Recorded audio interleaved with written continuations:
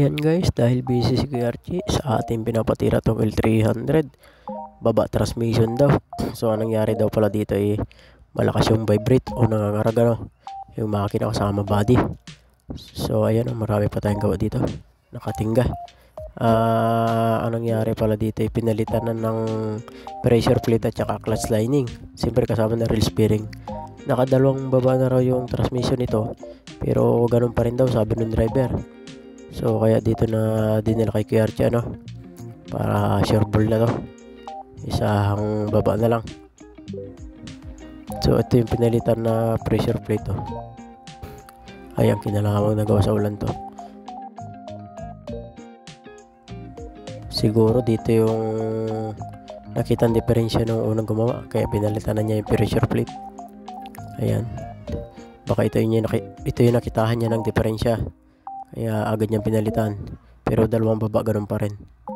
Yung clutch lining niya hindi naman nadala, kaya hindi na natin nakita. Siguro wala na talaga yun, tapo na siguro talaga.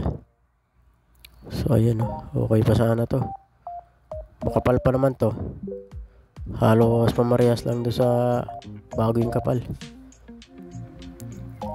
Ayan, baka ito yung unang pinalitan, tapos pinalitan na naman siguro, pero ganun pa rin, wala nangyari. So ayan, ibababa na natin to para magkaalaman na kung ano nga ba talaga yung diferensya nito, para masilip na natin.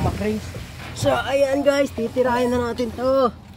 Tanggalin natin tong bracket sa tambutso ayan, 14. Tapos yung to, yung wire nya, ayan, mga tornilyo na siya babaw. Yung mga wire na to, baklasin natin to.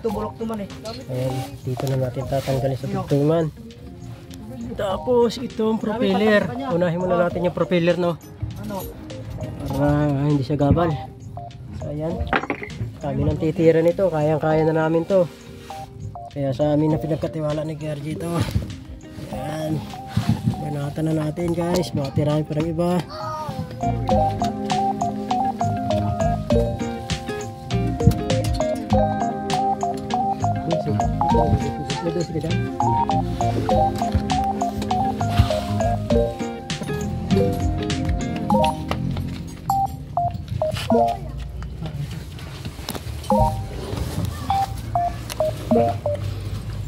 Yan, ito yung mga tatanggalin natin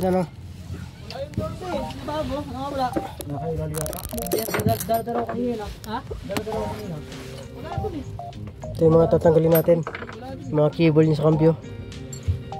Tapos yung secondary clutch, dito ang baklas natin. Ito mga ground na yan. Basta lahat ng nakasabit dito sa transmission, baklasin natin. Starter. So bago tayo magbaklas ng starter, kailangan natin tanggalin yung linya ng battery para iwas tayo ground. Baklasin natin yung isang linya ng battery pag nagbabaklas kayo ng starter, ganyan lagi, tsaka alternator, tanggal isang linya.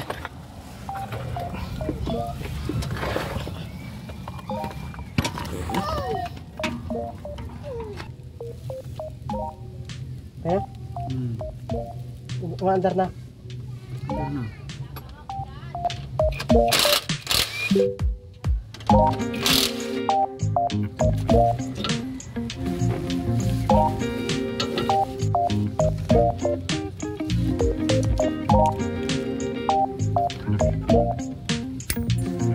Libad!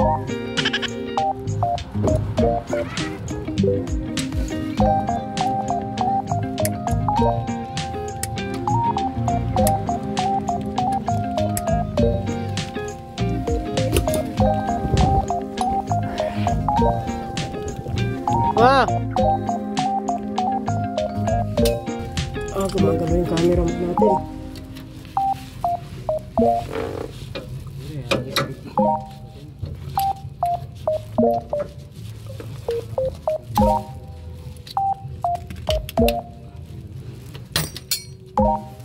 Oh no! Talsik. Ito wala ko.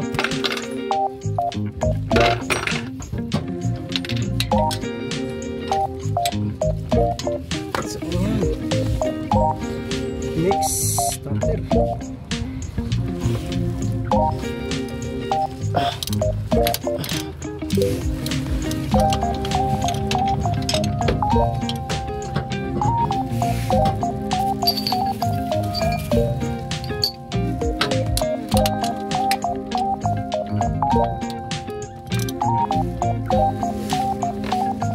Ang loob na ibabaw. Ang loob na ibabaw.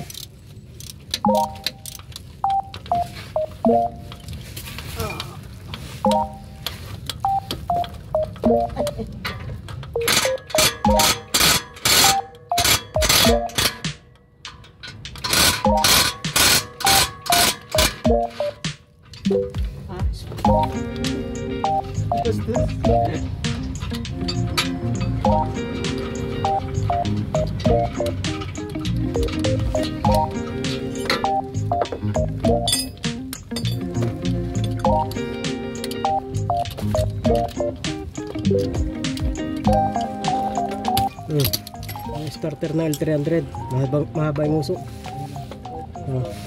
Ha?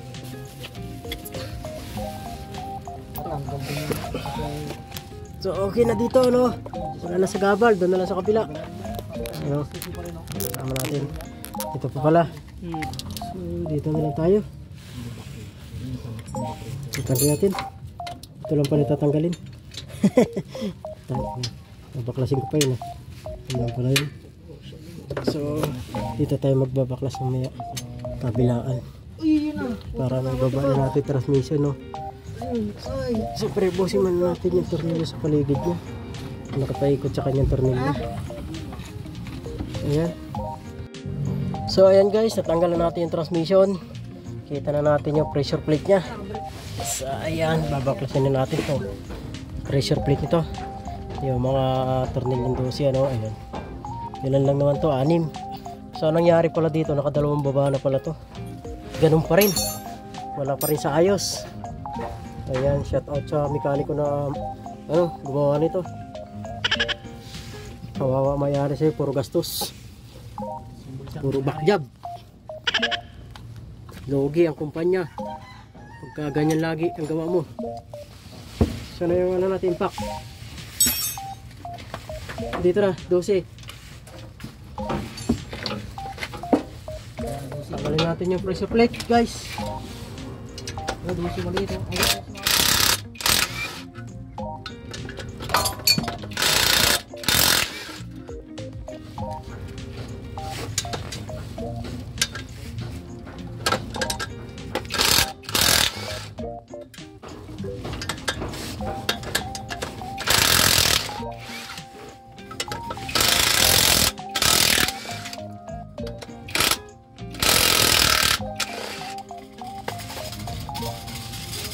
Ang lupit mo, boy.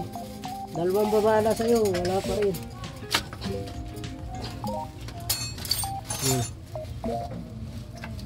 Yan yung kanyang ano, pinasawaan sa grasa to, ha.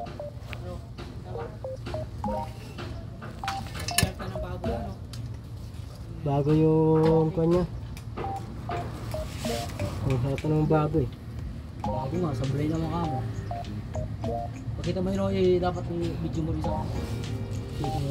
Bago yung clutch lining. Yung pressure plate nya, bago din. Bago nga naman lahat. Ipapacheck na natin kay QRC ito, ano, kung anong nangyari dito. Nabaklas na namin. Kami ang taga-baklas dito, guys. Nasilip na natin to. Ito yung kanyang transmission. Tingnan mo naman yung ano. So ayan, pinatingnan na natin sa doktor natin. Archie, yung ating doktor. So tayo taga-baklas lang tayo dito, eh. Ang napansin niya ito, ayun, yung lining, oh, hindi pantay nga naman yung lapat, oh. Ito lapat, lapat, hindi lapat, hindi lapat, lapat. Ayun, oh, hindi pantay yung lapat niya, kaya nanginginig yung makina. Kasama body sa panginig, pati yung driver nanginginig na. Ayun, nakita naman yung hindi lumalapat, oh. Ito lang yung lumalapat, oh. Ayan lang lumalapat. So ayan, yan ang nakita ng ating doktor. Isang tingin lang, alam na. Ay di ngayon, ang babaklasin natin ngayon ay yung kanyang flywheel. Ayan ang flywheel, oh. Silipin natin sa kabila. So ayan ang kanyang flywheel. Ito nga, hindi namin napansin kanina, oh. Hindi nga pantay lapat, ano, ayan, oh. Ayan. Kaya pala nanginginig. Ayan, nanginginig. Pati driver nanginginig. Nakadalawang baba na pala to. Yun ang hindi napansin nung unang gumawa, ano. Ayan, hindi pantay yung lapat dito. So ibig sabihin, may tama ata itong flywheel. Ayan. Repace yan malamang. Maklasin na natin yan. Lalaki niya, no. 2, 4, 6, 7. 19 yan, 19. No, mga 19 o 22. Pero palagay ko 19 to. Baklasin natin yan. Ayan, magbabaklas tayo ng flywheel. So ganito yung ginawa namin, ano, nilagyan namin ng dalawang bolt na 12. So kailangan natin ng pangontra, tubo. Sige, salpak. Ayan, oh. Ayan. Para siya tutukod siya dito, tapos yung kabila tutukod dito. So kailangan natin Ito na sa dulo natin, bro. okay. Ano? Game? Okay. Basic. Ganyan lang ka-basic, guys. Patay mo na yun. Yes!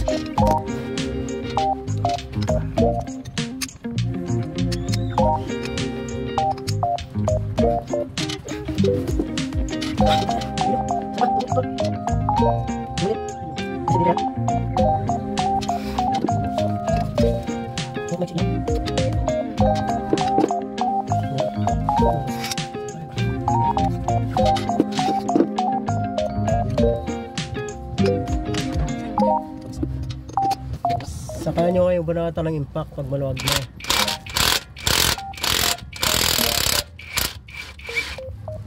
Diba? Basic. Mahirap nga lang to kasi maliit yung ulo. That's it. Kaya dumudulas yung sakit, friends.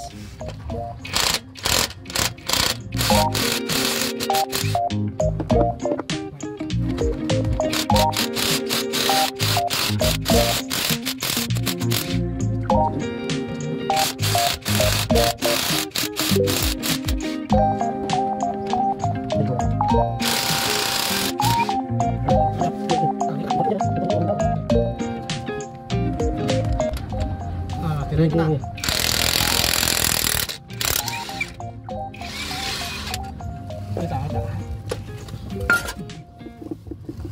So, ayan.